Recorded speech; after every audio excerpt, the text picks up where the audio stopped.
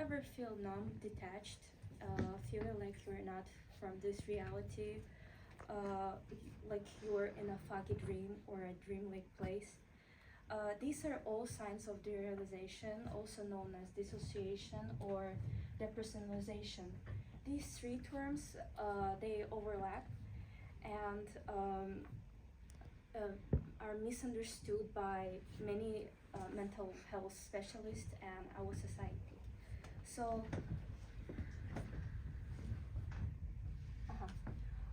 so let's start by understanding what derealization is.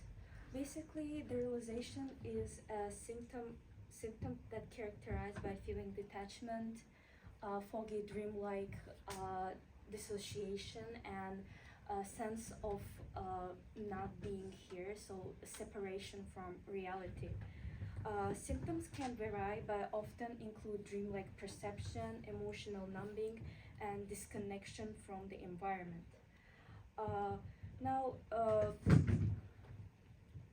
uh-huh, uh, imagine going on a daily life and constantly feeling detached, like you're watching everything from a thick veil, feeling like you're not observing this from your own side.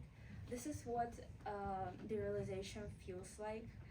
Um, it affects your ability to recognize your feelings, emotions, and body as your own. For example, imagine you're going on a supermarket and you are observing everything like in a movie.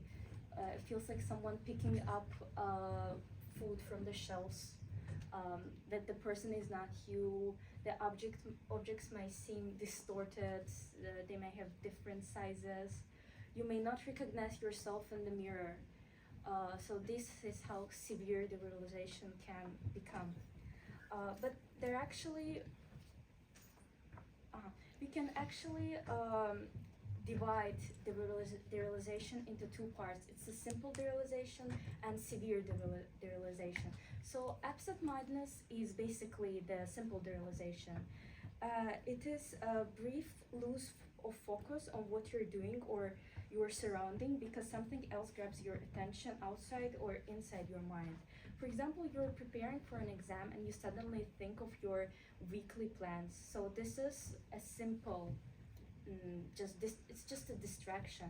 But severe derealization can fed into DID, dissociation, identity disorder. It is basically when you can have, it can evolve into multiple personalities and you may forget things or not remember them. It also fits into amnesia, the initial phase of psychosis, and can be a symptom of PTSD. So many specialists still argue on cause of derealization, uh, but mainly it's caused by a trauma. For example, if you have a parent with severe mental illness, you can also dissociate, loss of a loved person, some deep severe trauma, childhood abuse, sexual abuse. So let's discuss how we can cope with it. Yeah. So there are many coping strategies when it comes to derealization. For example, therapy sessions, support groups, and meditation, relaxation. By so with connecting with people who also have derealization might help you to understand yourself better and feel like you're not alone. So this is managing derealization triggers. It's mainly like medications and grounding skills.